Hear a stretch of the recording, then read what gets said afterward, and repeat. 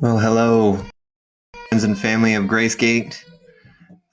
We are attempting to set up a Facebook Live in the new Facebook Live producer, which I am completely unfamiliar with.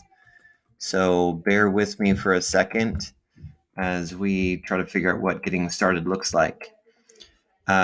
This is Pastor Cody with Gracegate Community Church in Redmond, Oregon, and I would love to hear from any of you. Where are you at? Where does lunchtime find you? And how's it going for you? Is this a good time to connect? Give me some information about what this looks like for you right now. Let's see who's popping on here. And I apologize if you hear any crazy noises. I am at home as requested and trying to work from home. And I have 3 different developmental stages of children, all trying to do their homeschool right now. And it is a little chaotic, as you might imagine. So if you hear anything crazy in the background, you'll know it's children. My wife's out there taking care of them now, and hopefully it goes well. Who do we have here? Let's see who we've got popping on here.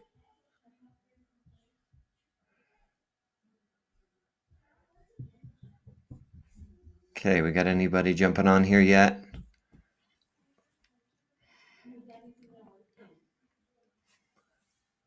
Hey, Joe, it's good to see you. Glad to see you could jump in. My hope is that we could catch people who were off work and people who are at work with this time frame. So this is another one of our wild experiments. Good to see Ashley. Thank you for jumping on as well. We've got some of our staff here. Hey, Peggy, good to see you as well.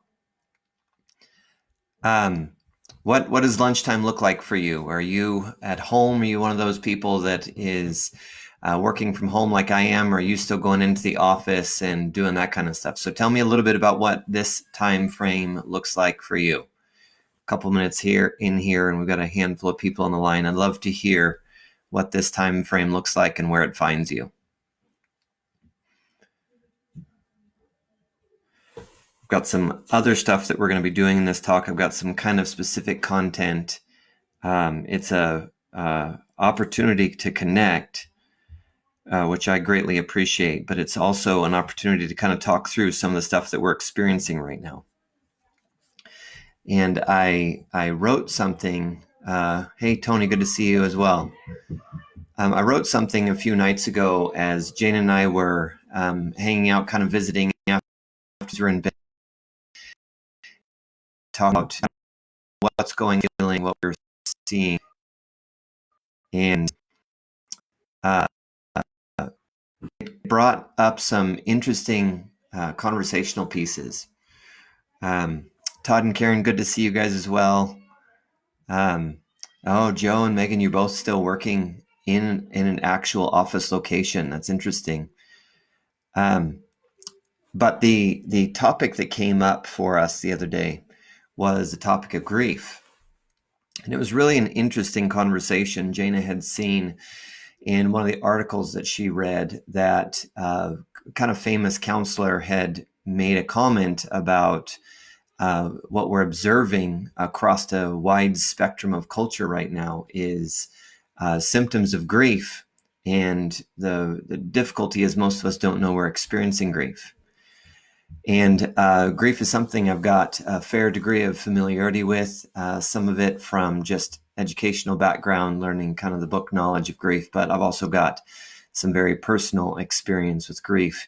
And when she said it, it struck a chord in me. It brought clarity to something that I was feeling. And I wanted to just have a couple of conversations, probably in a setting sort of like this week, and just talk about what that looks like. It was something that was helpful for me, and I wanted to kind of have a conversation with whoever was available and see how and if it's helpful for you. One of the common misconceptions about grief is that it's something that we only experience when we lose somebody we love. And grief is actually the emotional response to loss. So we can grieve the loss of a job. We can grieve the loss of a dream. We can grieve the loss of a lot of things. And what I believe we're experiencing right now is the loss of normal. And that is a really common process that people experience. And it's something that I'm experiencing. It's some of the increased stress, some of the increased sadness, frustration, maybe even anxiety and depression that a lot of people are feeling right now as we're experiencing the early symptoms of grief around the loss of what felt like normal. And in this process, there are stages, and I'm going to find a way to share this. I'll probably attach it to the chat after we're done here, but there is kind of a basic framework of grief that most counselors, psychologists, pastors, we talk about these stages of grief. And even if people disagree with them or add to them, the general framework is pretty well accepted, that there are these 5 stages of grief. We've got the first stage, which is denial. And that is often characterized by statements that sound like, this can't be happening to me.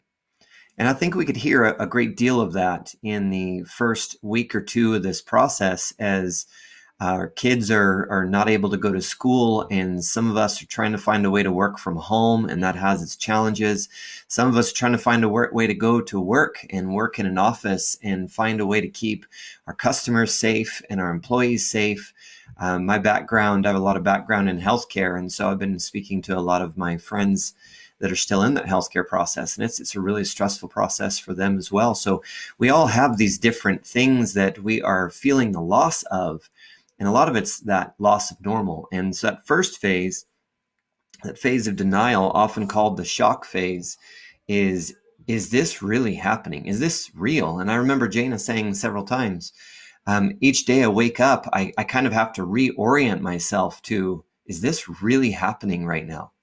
And I think we could see it in some of the articles. We could see it in some of the conversation. We could see a lot of people pushing back and saying, this isn't that big a deal. And it's just going to blow over. And I think a lot of that was just as a culture wrestling with the fact that the experience of life, even a month ago, is not going to be the same experience of life a month from now. And so as we kind of experience that sense of what we knew was gone, we feel this sense of, oh no. And one of the other phases is anger. And why is this happening? And who's to blame? And man, did we see that go through the political circles and go through the media circles, just folks going crazy, trying to figure out who to be mad at, who to blame. And it's a natural process of grief. The next one is bargaining, make this not happen. And if normal comes back, then I'm going to fill in the blank. And oftentimes we see that in our circles of faith. God, take this away and restore our economy and restore health and restore normal. And those are all great prayers to pray. They're prayers that I'm praying, but oftentimes they're coming without recognizing it from a place of grief, from a place of something deep seated within us that is wrestling with that loss and loss of normal. And we're trying to find a way to get normal back. Now we can pray these same prayers without trying to get normal back. We can still pray for the economy. We can still pray for health and healing. We can pray for the ability to get back to some of the things that we love. We can pray for all those things. The next phase that it talks about is depression. I'm too sad to do anything. And this is something that as Americans I often find that we're not very good at. But we have a lot to find in the scriptures around this. Nearly a third of the Psalms, which are Hebrew poems written that are carried along like a prayer book throughout the ages and the different things that are happening, nearly a third of them are written in a literary form called lament. And lament is essentially the honoring of all that I'm feeling. And I remember going through a pretty extraordinary time of grief, Jane and I, where we went and saw a counselor. We saw the counselor, and one of the most powerful pieces of advice she gave us was how to honor what we're feeling, how to honor a moment without judgment. And what lament allows people to do is when those emotions start to increase in a really profound way, it allows us to articulate and identify what it is we're feeling without needing to judge it or brush it away or get rid of it or tear it down or lock it up. And we just acknowledge what is and give a moment of honor to it. And oftentimes when we come to that place where we're starting to find the coming to that phase where we're starting to accept this in layers. Acceptance is another phase. And the fullness of acceptance is generally characterized by I'm at peace with what has happened. Now, peace doesn't mean I'm happy about what happened. Peace means I've come to a point that I'm no longer fighting for something that's gone to take hold. I'm learning to adjust to a new normal, if that makes sense. And a couple of common misconceptions about grief is we think of them as a linear cycle. We think that first we have denial, and then we have anger, and then we have bargaining, and then we experience the low, we experience the yuck, we experience the depression, and then we come to a place of acceptance, and then we just move on. I mean, that was essentially how I took that when I was learning all these things in school. And when I went through it, I found out it's not linear at all. And in fact, you can have these different cycles of experience come in at different times in different strengths. And when you think one is past, like I remember experiencing, I'm not an overly angry person. I mean, I have anger within a relatively healthy context, just like anybody else, but that's not one that I'm prone to live in a state of anger or have extraordinary outbursts of anger. But I remember in a really dark point of grief, I just couldn't shake anger. And oftentimes what we're wrestling with is we're wrestling with the injustice of what's happening. We've let go of the old normal. We've let go of the denial. We let go of the bargaining, but we're coming into this place where we're having to embrace it's not going to go back to being the way it was. And when we feel that, we feel the injustice of it, and we start to feel the loss in different layers. And anger is kind of where I want to talk about this today, because I'm observing culture right now. And if you observe the people that are writing and the people that are speaking in different parts of the world and different parts of the country, people are experiencing different layers of grief at different times. If you're in New York or London right now, there is a different phase of this. You're experiencing this in a much more heated thing. Like they're in the raw of it. They're in the crazy of it. And they're in a different phase of the process of grief and loss than we might be in Deschutes County. I know I've got people on here in Crook County and in Jefferson County. So grateful you guys are here with us. And within our Central Oregon community, we're on lockdown. We're being careful. Our social distancing efforts seem to be having a pretty good effect. The numbers are relatively stable. I feel like Deschutes County is doing pretty good, but we're not feeling as much of the loss. We're not like the people in New York or London, or maybe a little farther in the process, Italy or Spain or Wuhan. We're not in their place where they're in the phase where everybody knows somebody who's died. They're in a different part of that process. So they may be in the lament, where I find that in our area, most of the people that I'm talking with, and even some of the processing that I'm going through on my own, we're wrestling with the anger, wrestling with the injustice of it, wrestling with the fact that I wish I would have gotten out and walked more. And I was walking almost every day. But now that I can't get out and walk, now that some of my favorite trailheads are closed, I'm just experiencing a great deal of frustration because the new norm is this is probably going to last for several months. And I'm frustrated that I don't get to do that. And I'm frustrated with the loss of walking. I'm frustrated with the loss of getting to go to the office. I'm frustrated with the loss of my routine. I'm frustrated with the loss of the ease of communication. I'm frustrated with the loss of being able to get together with for a cup of coffee with a friend. I'm frustrated with the loss of getting to go out to some of my favorite outdoor dining areas with my family. Like we don't live too far from the Bite in Tumalo. It's one of my favorite places. We don't get to go down there and play games with the kids and get a burger. Like I'm frustrated with the loss, and I'm feeling that loss in lots of different layers. And I think that a lot of you are too. I think if we have this this frustration that's growing inside of us, and it's starting to get old, and we're getting tired of it. I think just to offer this as something that is hopefully helpful, you may be feeling some of that anger phase of grief because we're grieving the loss of what was normal and what was effortless and what was routine and what was easy. And it might not have been easy for everybody. I'm not trying to put that stamp on it, but there was something about what felt normal.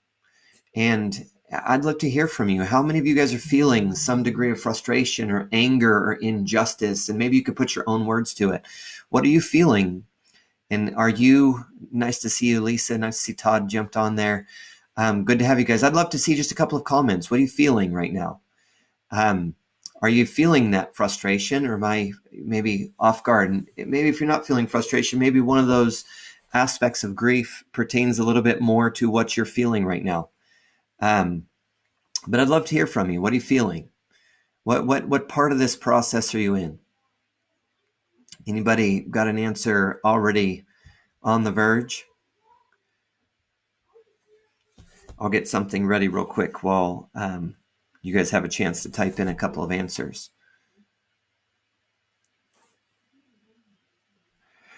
One of the things that I'm going to post in the comments of this live feed once it's done is the Kubler-Ross change model. Linda jumps in. Absolutely, I'm feeling frustration for everyone's jobs. Me too. I'm feeling a great deal of that. We're trying to do, be careful, and probably only doing it like once a week, but trying to go in and get a coffee from my favorite coffee shop. And I just see the sadness. I see the weight on some of my friends' face, on different businesses that I support and different people that I'm just reaching out to in friendship. Seeing that frustration is really painful. Oh man, Lisa's got a really big one. That is hard. Karen says she's feeling a little off balance in regard to daily activity. But Jesus is good to help redirect. That is so good. Tony says he's feeling a little frustrated working through it. Tony, did you say you're working at St. Charles in Madras?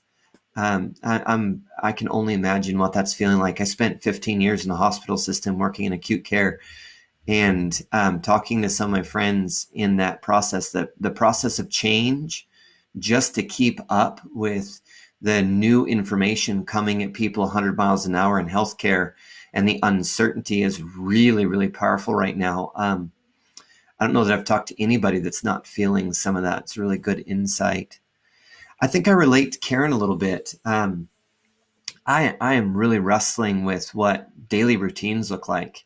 And I have been feeling a ton of frustration just about how to get the amount of work that I need to get done, and getting it done at home, and, trying to juggle homeschool and help with my wife. My wife's been really sick the last few days with some vertigo stuff that's been just pretty debilitating. If you want something to pray for, we'd really appreciate that. And it's just been so complicated to feel like I'm able to do a good job right now. It's been really frustrating. So I'm really missing daily activity. I'm missing the things that I normally do for mental health, which is a lot of hiking and quiet and stuff like that for me. Does anybody else have something you want to share? I really appreciate people jumping on there and being vulnerable with this. It's really powerful. It takes a lot of courage. I'm really grateful for that. Thank you. It makes me feel like this has value, because I'm having to in some ways just act in courage to be vulnerable with some of what I'm feeling as well. I'll give a second here for anybody else who wants to comment on that. In this, Kubler-Ross are the ones who came up with the stages of grief that is largely deal, and they have this change model. And in this change model, and like I said, I'll post this ever, there's this wave of cultural change that starts to happen. It begins with shock, and that's the surprise or the shock of an event. The next phase goes into that disbelief of what's happening, and then we feel the frustration, and then we feel the low, the pit. Jane and I going through the darkest part of grief for us. We called the pit, and we talked about it like it was a person.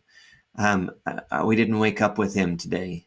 And that was a really significant thing for us because we lived in that low emotional state for such a long period of time, that to have a day that we woke up not feeling it was a remarkable thing.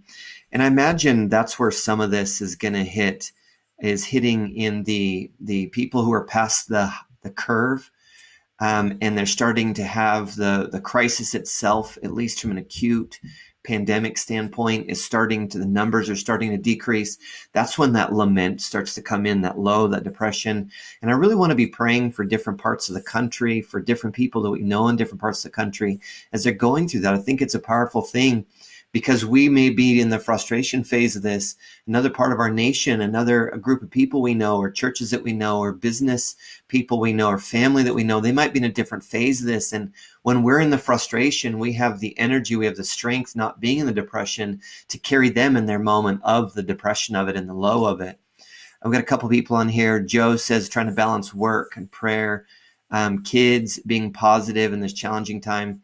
And it's a powerful thing just to look for the good that's still present when it's overwhelming. That can be a really positive thing. Peggy says a feeling of guilt still working when so many are not. Yeah, it's powerful, Peggy. Thank you for sharing that. These phases continue here. I'm kind of clumsy trying to juggle all this. Forgive me. But once we start to come in the glimmer phases of the depression, we start to go into experimentation. And that's where this initial engagement with a new situation, that's why we've come to the point where even if we hate it, we're embracing that a new normal is inevitable. And we start to experiment with that new normal. We start to look and say, what have we learned in this, and what can we do with this? And there's a lot in this phase where those other cycles start to come back around. We start to feel frustrated again, because anytime we're learning something new, it's stressful. And so as we're starting to experiment and try new things and try to find a feeling of success, a feeling of normal, a feeling of capability even, in the midst of those new normals, oftentimes we feel the frustration again because we get tired of having to learn so much. And I've already been feeling that just with doing everything from home, doing meetings, doing events, doing worship services, doing pastoral care and follow-up and stuff like that from home. The tech learning curve has been frustrating to me. And there's been moments where I'm frustrated and angry about even having to function like this because I'm tired of the learning curve. So I'm experimenting with it, and that gets hard as well. But as we start to experiment more and more, we start to be courageous with looking for ways to adapt to a new normal, even when we don't know what the new normal looks like. As we start to get creative and experimental looking into that new normal, and we just try one thing. I don't do the things that I do. Like, I'm notorious for, I'm going to do this and this and this and this, and I overwhelm myself. But if you just start to experiment with one new thing, looking for something that we can do and grow with in this new normal, and give yourself a lot of grace and give yourself a room to honor the frustration, the anger, the sadness that may be going along with it. But as we start to experiment, we start to come to these places of decision. And that's where learning how to work in the new situation starts to feel more positive. We start to feel some capacity, some strength, like, you know what, this is kind of working, but that takes time. And we have to give ourselves grace in the experimentation, in the learning curve, to have room to be sad, to be angry, to be frustrated, even to go back into denial and say, like, I'm not sure if this is real. Maybe this is all going to go away. We just got to give ourselves some grace, have mercy, have compassion for ourselves, have compassion for that, give ourselves some grace to keep trying, to keep experimenting, and to keep looking forward to the days that we start to feel like we're doing things better in this new normal. And then we come to this place, the final stage is called integration. And that's where the changes that we adapted through this process start to get integrated into the whole of life. And that is a really complicated process. And when we're talking about grief, there's ways to grieve well, and there's ways to not grieve well. And they're the things that lead to a healthy outcome and the things that lead to unhealthy outcomes. Now, nobody's going to do every piece of it to a healthy outcome. So we just have to have that grace, that honor. We have to have people that speak into our lives. We have to make room for God to speak into our lives, make room for him to be with us, and just learn through it. Stay humble, give honor without condemnation to the things we're feeling, the things other people are feeling, and just put some language to the thing that we may feel and know that it's totally normal. There's no right way to do it.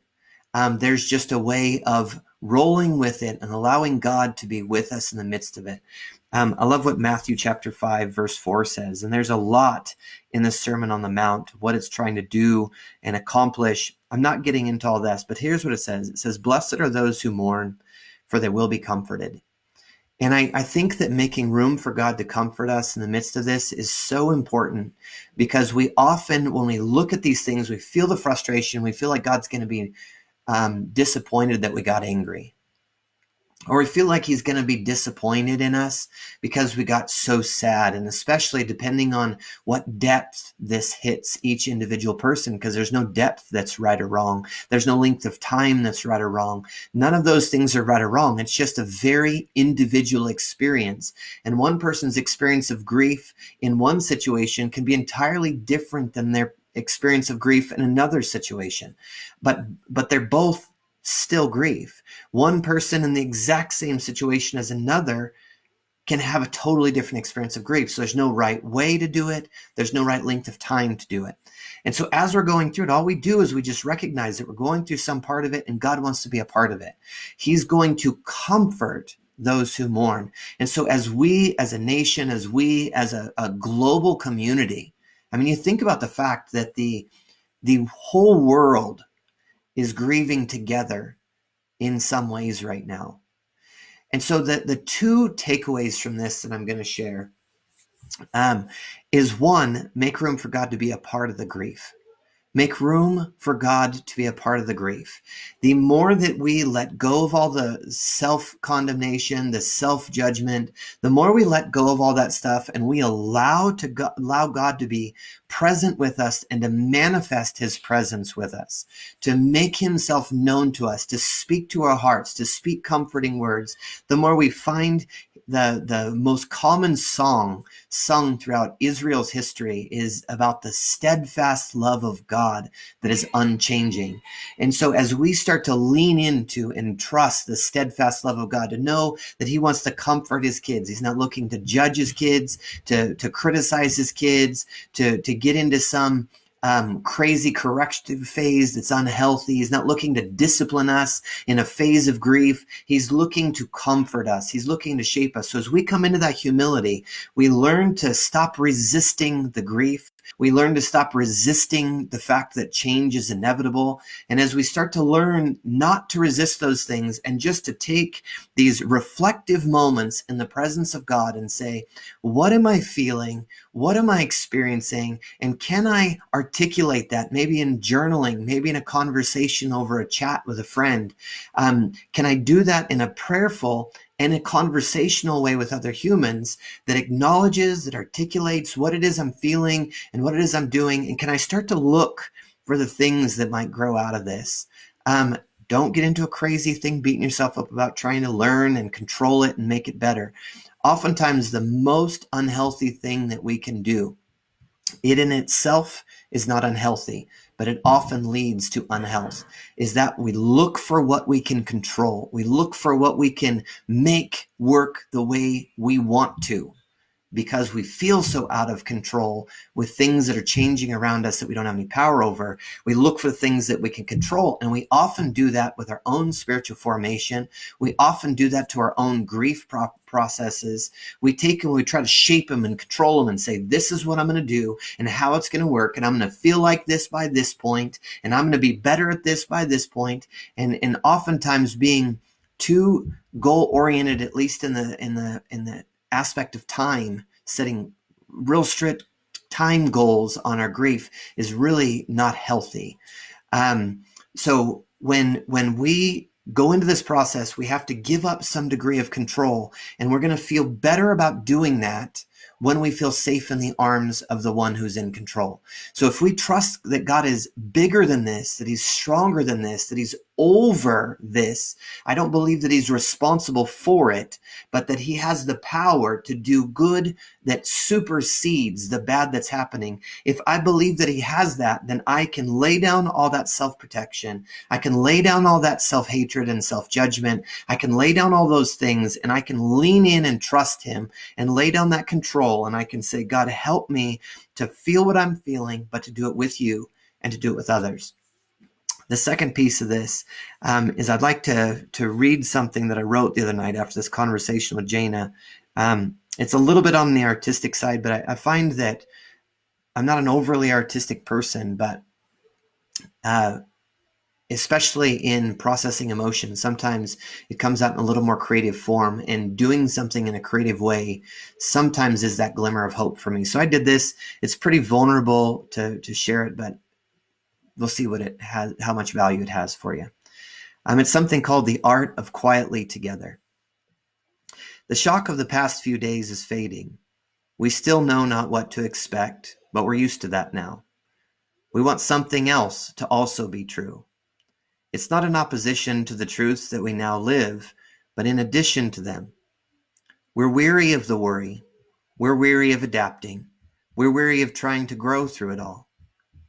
But it's not avoidance to want relief. If only a moment of burdenless laughter, we want to stand in the sun without the weight of tomorrow and the pain of today. Where might we find such a moment? I believe we'll find it in each other. There came a point while carrying the life-altering weight of childless grief. Our dearest were out of words, and we were too tired to dance the dance of receiving them anyway. They say the goal of grief is acceptance. We were good with that, as we are today. If you didn't know, the anxious restlessness that you've probably been feeling since this started is grief. You're grieving the loss of yesterday's comfort, the ease of effortless routine, the days we'll yarn on about with retrospect, with adjectives like good old. You may not have articulated the feelings of grief yet, but that's why they call the first part shock. It doesn't have clarity. It's just scrambling for the familiarity of stable or normal. Those of us who have a historic friendship with grief, we recognize his weathered face. Even as I spoke his name, his face took a clearer shape, that is, if you've walked a stretch of your personal journey with him. The links of road arduously trudged with him begin with stoic grimaces for some and undignified wailing for others. But eventually we all get quiet as the miles add up. We slow the jogging pace of false hope and complaint. The hills and valleys condition our gait, and though it still falls short of enjoyable, the distance becomes doable. The sprinters who once championed courage and enthusiasm have softened their volume and have learned to yield the mic to the seasoned soldiers who've quietly walked the mountains of long-forgotten days bygone. But the brightening of the eyes of the marchers adjacent come not from the journey or the fitness ever growing. It emerges in a new form of relationship found in the most likely of race mates. A quiet knowing, unspoken but understood, forges an uncommon intimacy, unexpected but warmly welcomed. It's the knowing of those we've journeyed together across terrain unsought, but nonetheless hard fought. This is the joy of tragic camaraderie.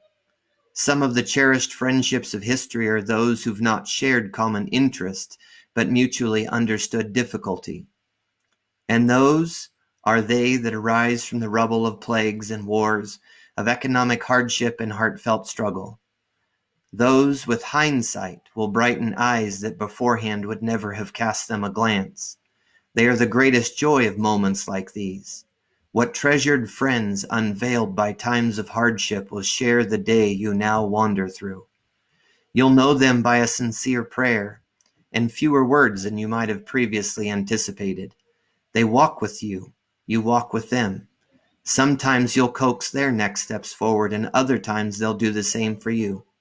Do not overlook them, or you just may walk lonely and blind past a divinely refreshing gift that God above all affectionately assigns value to. I like to call it the art of walking quietly together.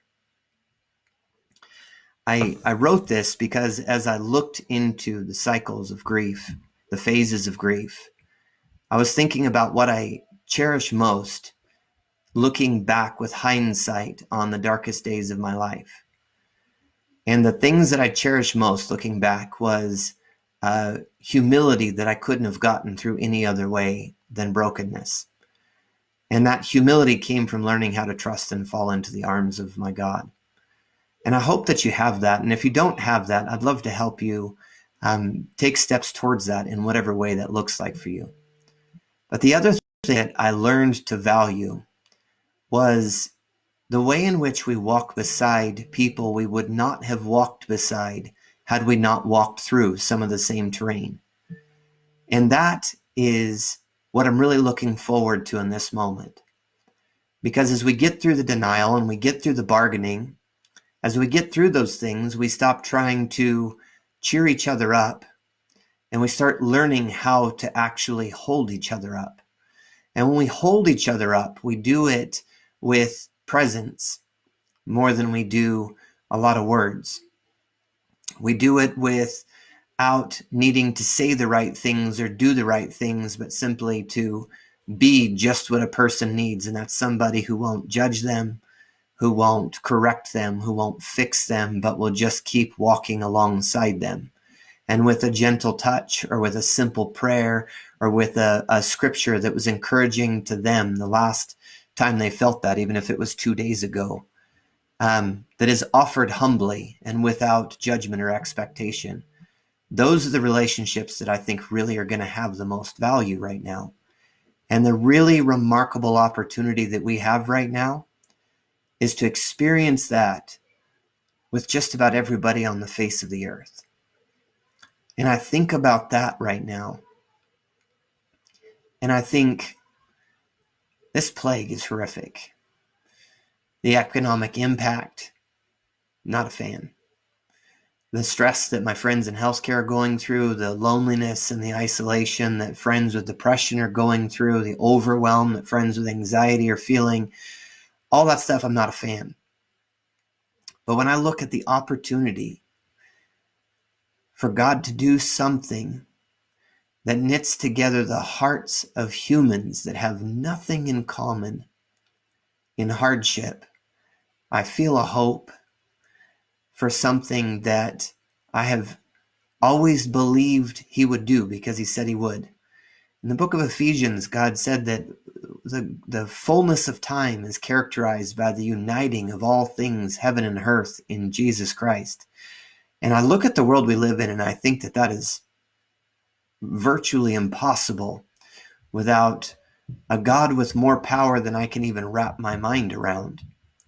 But in a moment like this, I see these glimmers of possibility that if we give each other grace to grieve, and we give ourselves grace to grieve, and we make room for God to be a part of it, and for us to be a part of each other's process, that there is a possibility of a fellowship in hardship from walking this journey together that could break down some of the barriers and the difficulty and the animosity that none of us believed was possible to break down. And my hope is beginning to shift as I look towards a new normal that I don't know what it's going to look like economically. I don't know what it's going to look like personally, professionally. I don't need to know what it looks like anymore. I trust God to help us with whatever that new normal looks like. But my prayer is that there is a togetherness that emerges from this, from quietly walking through the same common hardship that literally has the power by the grace of God to change the world. So that's become my prayer. It's become my hope. And I just offer it to you this morning. I guess it's sort of afternoon. Our house is a little disarrayed this morning, so it still feels like morning. But I offer it to you, and I'd love to hear from you about it. You can put it in the comments, the video below here, or you can email me, cody@gracegatecommunitychurch.org. Especially if you don't know how to do this with God, I would love to hear from you.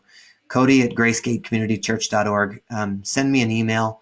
You don't have to have the right words, the right ideas. Just reach out in whatever way, and we'll find a way to connect to see if there's any way that I can help you with that. So just take courage. God comforts those who mourn. And he wants to be a part of this mourning process of every individual, of every church and family and household and neighborhood and community and state and nation across this world. He wants to be a part of the mourning process. And I just think, if he's that willing, what can we do to make space for him to do that? So Lord bless you. Have a great day. God cares about what you're going through, and so do we. Don't hesitate to reach out to me or to reach out to GraceGate if there's anything we can do to help. I want to bless you guys. I want to keep this short so people can enjoy it on their lunch break, or participate on their lunch break anyway. So continue to comment. I'm going to stay on the comments for a little while, but I look forward to hearing from you. Look forward to some of your emails, but I'm going to sign out for now. So Lord bless you. Have a great day. We'll talk to you soon.